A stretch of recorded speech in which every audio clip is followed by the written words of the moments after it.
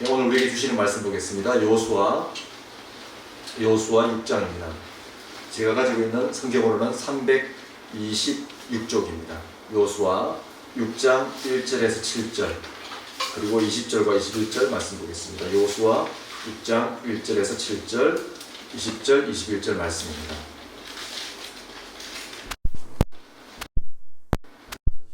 제가 한 절, 여러분이 한 절 서로 나누어 읽겠습니다.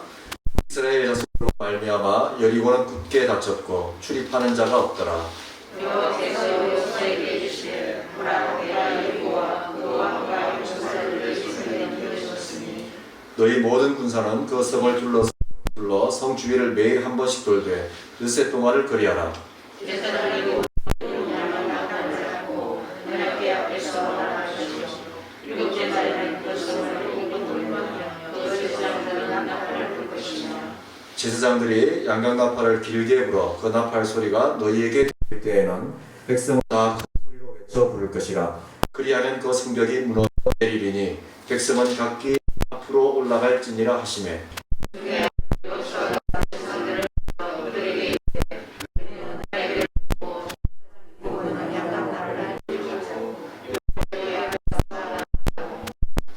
백성에게 나아가서 그 성을 돌되 무장한 자들이 여호와의 궤 앞에서 나갈지니라 하니라.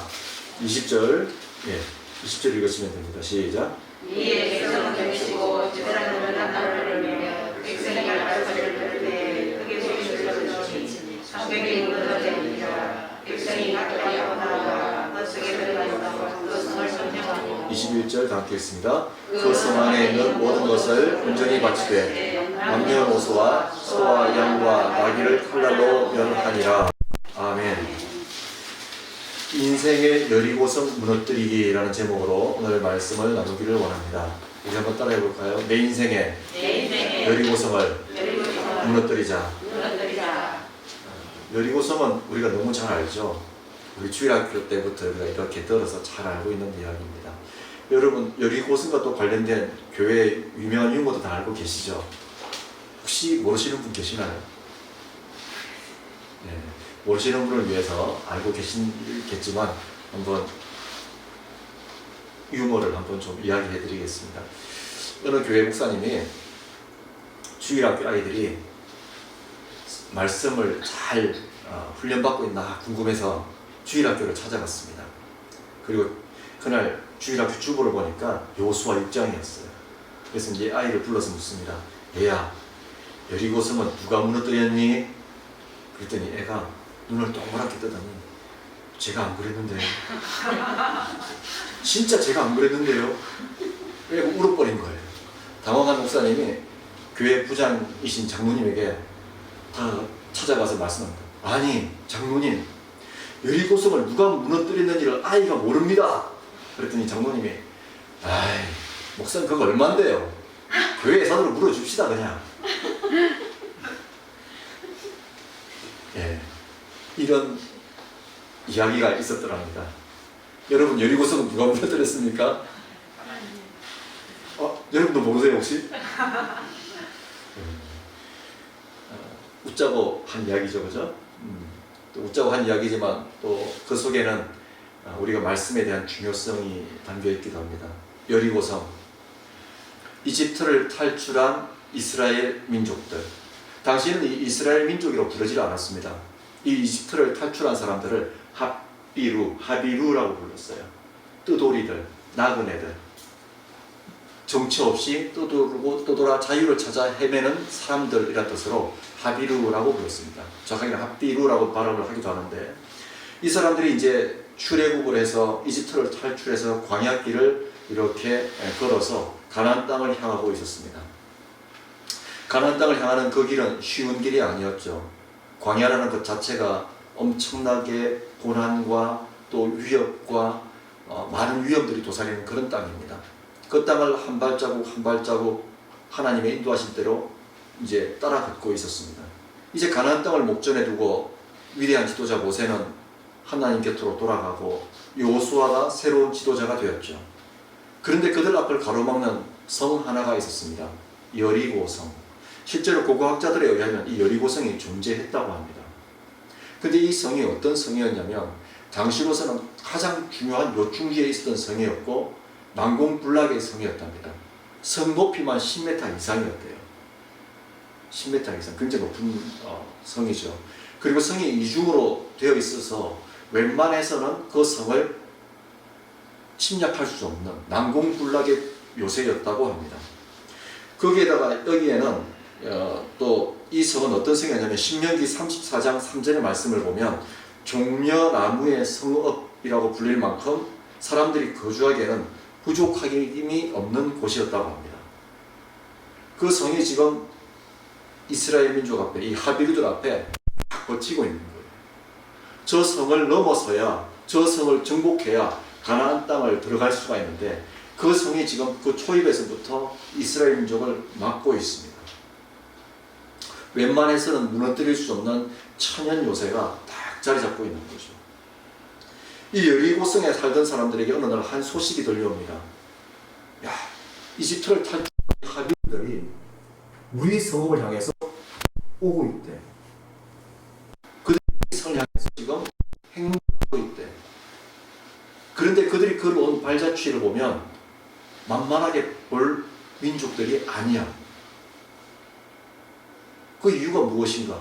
그들이 믿는 하나님이 계시는데 그 하나님이 그들을 돌보고 계시는데 싸우는 싸움마다 승리를 했고 그들은 그 막강했던 이집트의 바로왕을 무너뜨리고 탈출할 정도의 그런 하나님을 등에 업고 우리 땅을 향해 오고 있대라는 소문을 듣습니다. 그래서 그들은 방법을 생각해냅니다. 어떻게 할까? 성문을 닫아버리자. 우리 성은 절대 무너뜨릴 수 없으니 우리 성문을 닫아버리자.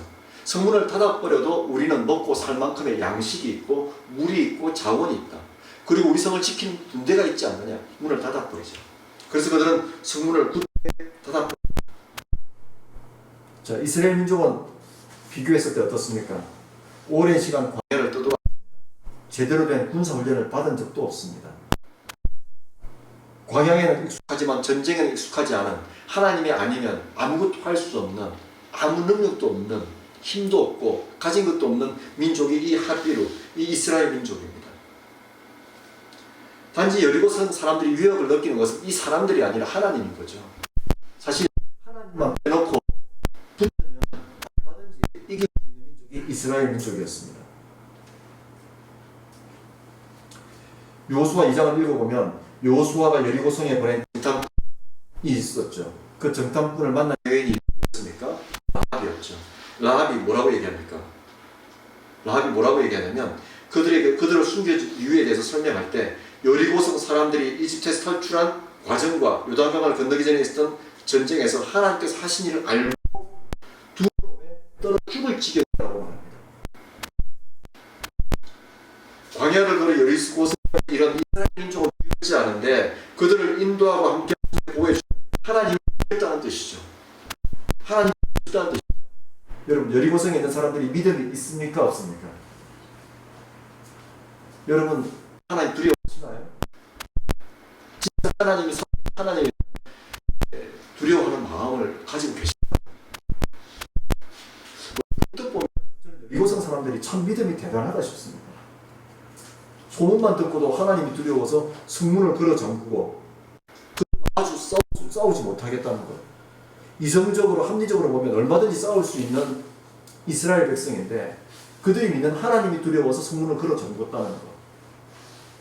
세상 사람들이 우리를 볼 때 그런 마음을 가졌으면 좋겠습니다. 저 사람 왜 다니는데?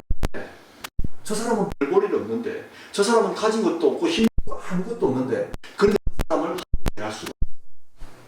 왜냐하면 저 사람이 믿는 하나님 때문에, 저 사람이 믿는 예수님 때문에 저 사람을 함부로 대할 수가 없으라는 그런 고백이 우리를 통해서 흘러나왔으면 좋겠습니다. 우리의 믿음 생활을 통해서 그것이 주변에서 목격되었으면 좋겠습니다. 이렇게 굳게 다니고서 이스라엘 민족이 가나안 땅을 들어가면 반드시 밟고 지나가야 하는데 어떻게 해야 이 여리고성을 통과할 수 있을까요? 이스라엘 민족이 가진 전투력이나 능력으로는 도저히 극복할 수 없는 난공불락의 요새입니다. 결론적으로 말씀드리면 여리고성은 결국 무너지죠. 이스라엘 민족이 정복하게 됩니다. 사람의 상식과 이성과 합리적인 방법으로는 도저히 정복하기 불가능했던 여리고성이 이스라엘 민족에 의해서 정복당하게 됩니다.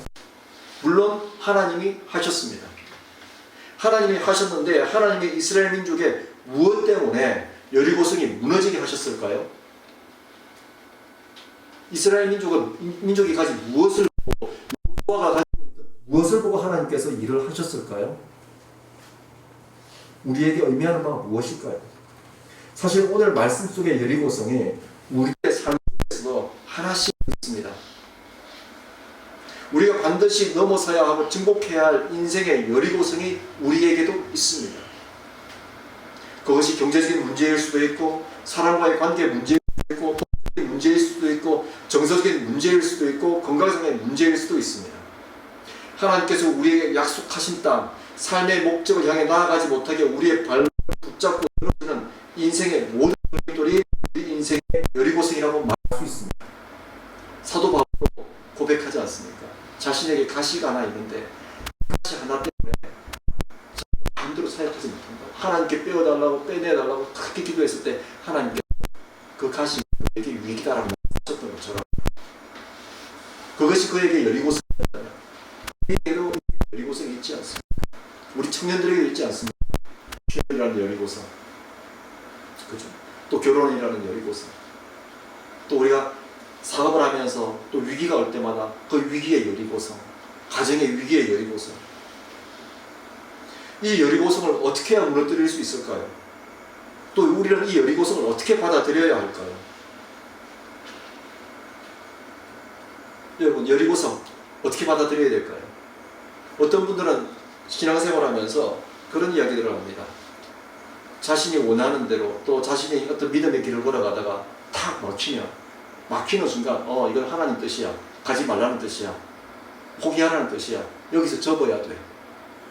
또 어떤 분들은 그런 여리고성을 탁 만나면 어떻게 반응합니까? 하나님께서 내가 진짜 원하는 길이 무엇인지 확인하라고 하시는 시험이야. 시험인가 장애물인가? 내가 넘어가야 될 것인가 피해야 될 것인가를 구분할 수 있어야 한다는 것이죠. 그러면 그 구분하는 데 가장 중요한 것이 무엇일까요? 내 삶의 목적이 무엇인가를 먼저 아는 것입니다. 내 삶의 목적, 하나님께서 나를 이끌어 가시는 그 목적지가 어디이며 내 삶의 목적이 무엇인지를 분명히 알아야 그것이 장애물인지 시험인지를 구분할 수 있다는 것입니다. 하나님이 막으시는 것인지 하나님이 넘어서라고 하시는 것인지를 우리가 알 수 있다는 것이죠. 그래서 우리가 신앙생활을 하면서 또는 사업을 하면서 공부를 하면서 무엇을 하든지 가장 중요한 것은 내가 무엇 때문에 이것을 하고 있는가, 내가 왜 어떤 목적을 가지고 지금 이 일을 행하고 있는가를 분명하게 하는 것이 아주 중요합니다. 여호수아는 이 사실을 분명히 알고 있었어요.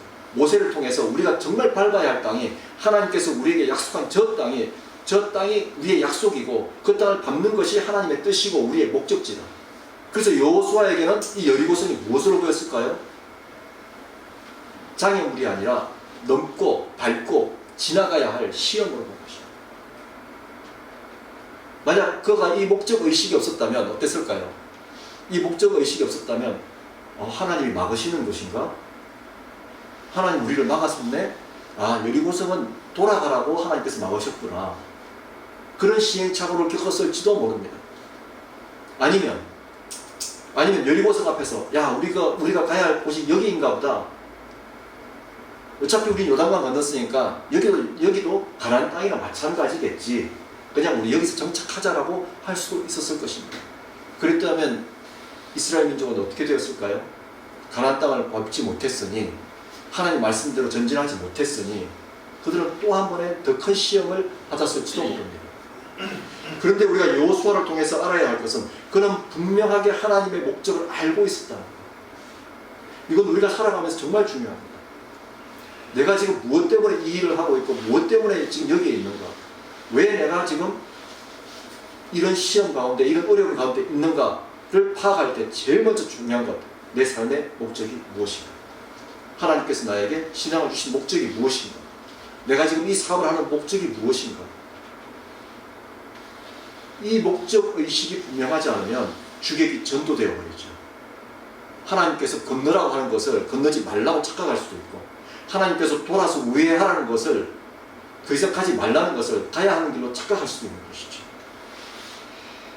그래서 우리가 여호수아에게서 배울 첫 번째는 목적 의식을 분명히 해야 한다는 것입니다. 삶의 목적 의식. 그렇지 않으면 아까도 말씀드린 것처럼 하나님의 은혜의 때를 놓쳐버립니다. 하나님께서 피해가라고 하는 것을 피해가지 않음으로 인해서 감당하지 말아도 될 어려움을 감당해야 될 수도 있습니다. 때로는 하나님께서 예비하신 그 사랑과 그 은혜를 누리지 못할 수도 있습니다. 하나님의 뜻과 어긋난 방향으로, 하나님의 선한 목적이 아닌 방향으로 내 삶을 잘못 이끌어가는 그러한 어리석음을 범할 수도 있습니다. 그러므로 그리스도인은 하나님의 뜻 가운데 거룩한 목적을 가지고 사는 사람들이어야 합니다. 여리고 고성을 무너뜨리는 첫 번째 비결, 내 삶에 거룩한 목적을 가지고 살자. 거룩한 목적 의식이 분명해야 합니다. 돈을 버는 목적이 분명해야 하고, 일을 해야 하는 목적이 분명해야 하고, 어떤 길을 선택하고 달려갈 때도 그 목적과 방법이 하나님의 관점에서 보았을 때 선한 것이어야 합니다. 이 목적 의식이 우리 안에서 분명할 때 내 앞길을 막아선 장애물이 진짜 장애물인지, 아니면 하나님이 더 이상 가지 않기를 원하셔서 막아서신 것인지 우리는 분명하게 알 수 있습니다. 삶 속에서 하나님께서 우리에게 주신 분명한 목적을 발견하는, 그 목적을 따라 사는 저와 여러분이 되기를 간절히 기도합니다. 그러므로 우리는 매일 생각해야 돼요. 오늘 내가 하나님의 목적대로 살기를 기도해야 되고, 그 목적대로 내 걸음이 가고 있는지를 살펴보아야 돼요. 성찰해 보아야 돼요. 아이를 키울 때도 마찬가지지 않습니까? 자녀를 키울 때도 목적을 가지고 우리는 키워야 돼요. 이 아이를 내가 하나님의 선한 사람으로 키우겠다.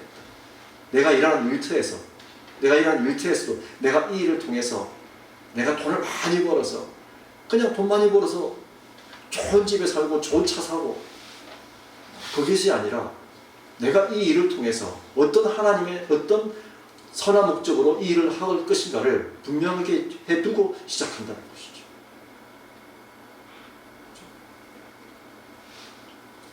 다시 오늘 본문으로 돌아가서 여호수아에게 여리고성은 어떤 의미입니까?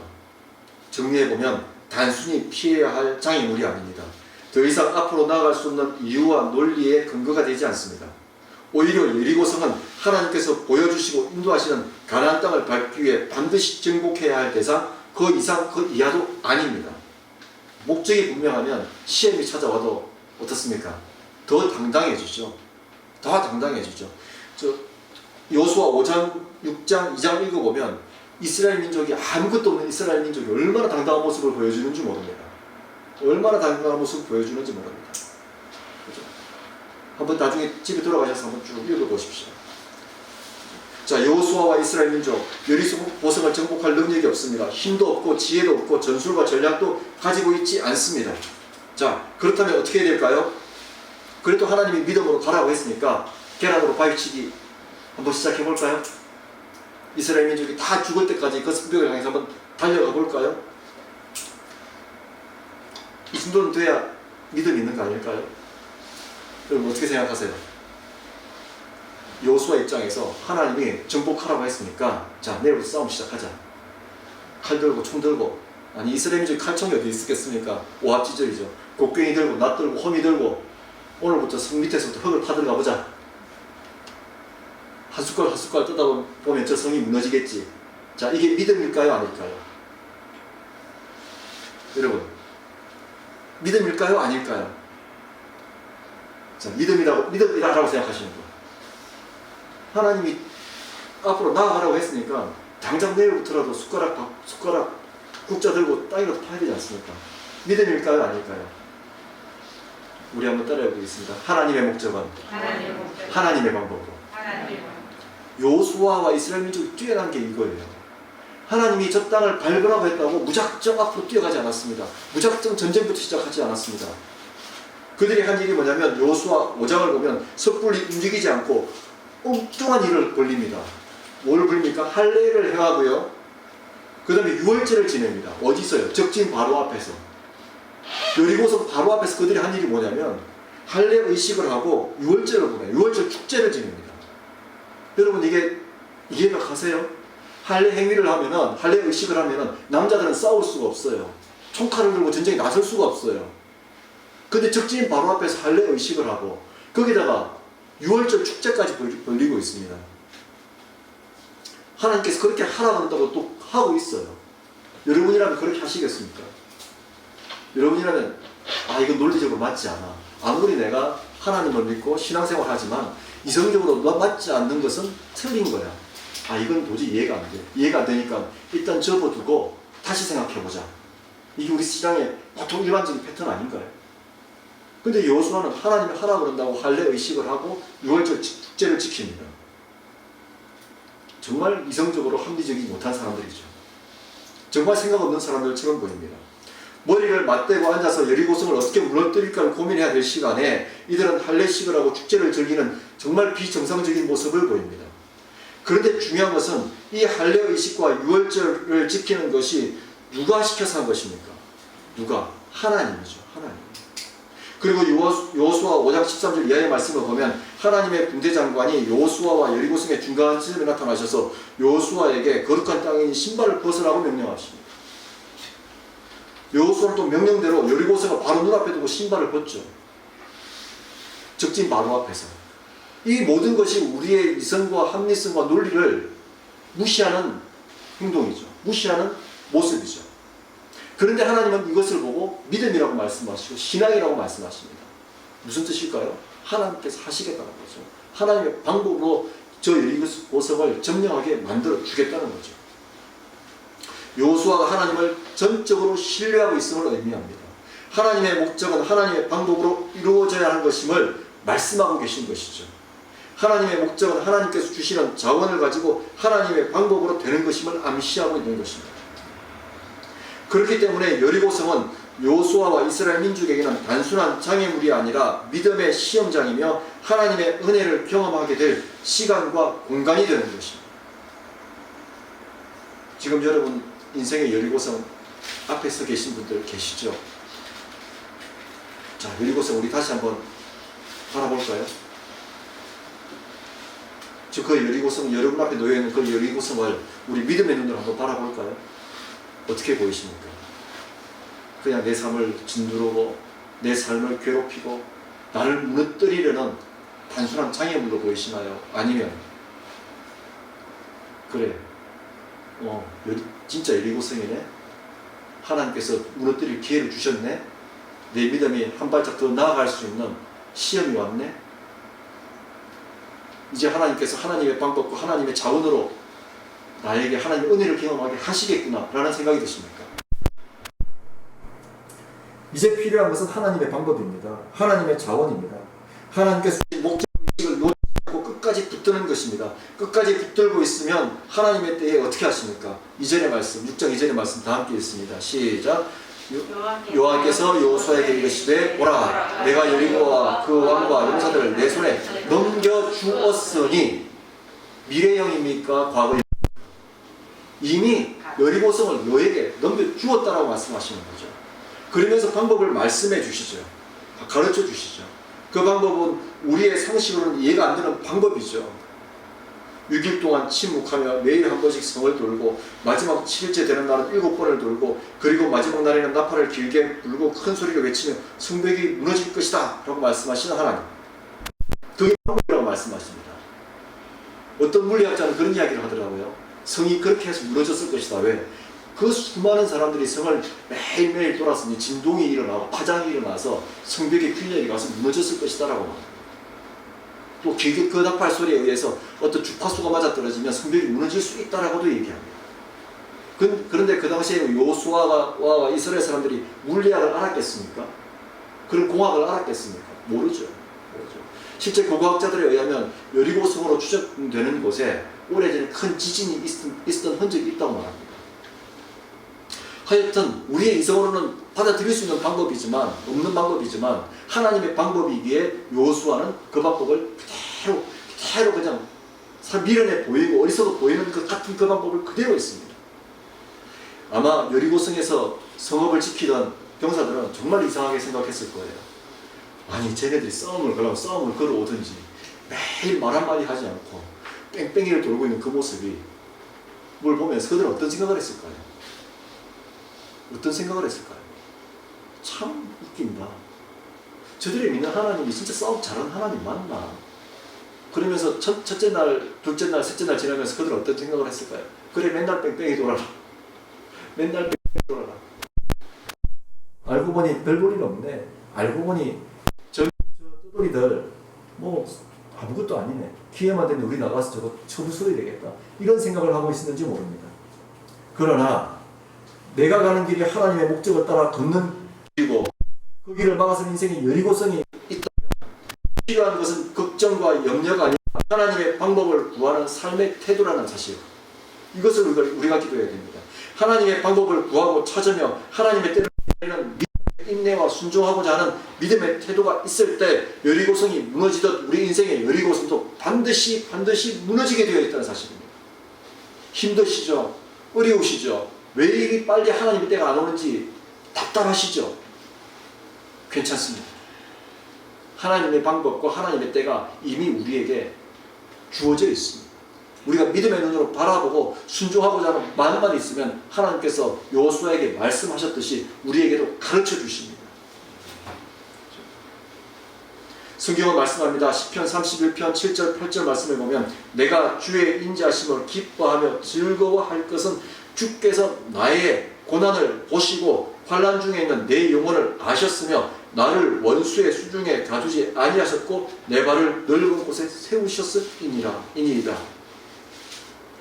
하나님께서 어떻게 하신다고 말씀하십니까? 내 영혼을 아시고 원수의 수중에 가두지 아니하시고 넓은 곳에 세우시겠다고 약속하신 것이죠.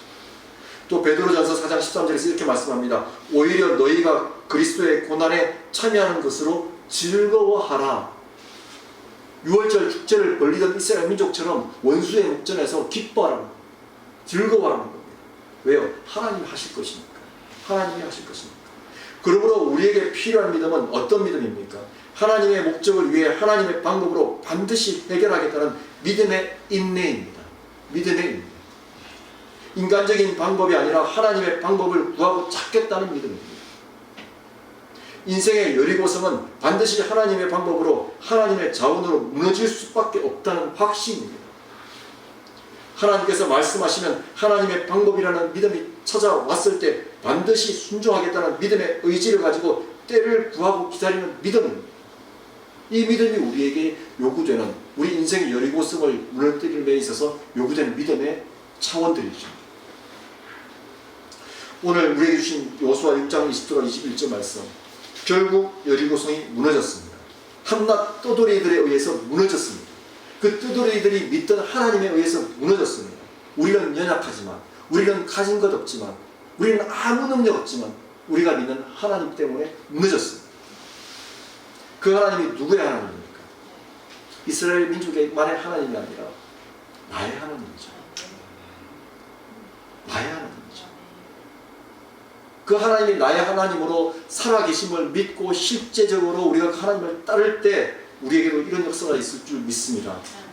사랑하는 성도 여러분, 우리 걷는 믿음의 길이 늘 순탄하고 꽃길만 걸을 수 있다면 정말 얼마나 좋겠습니까?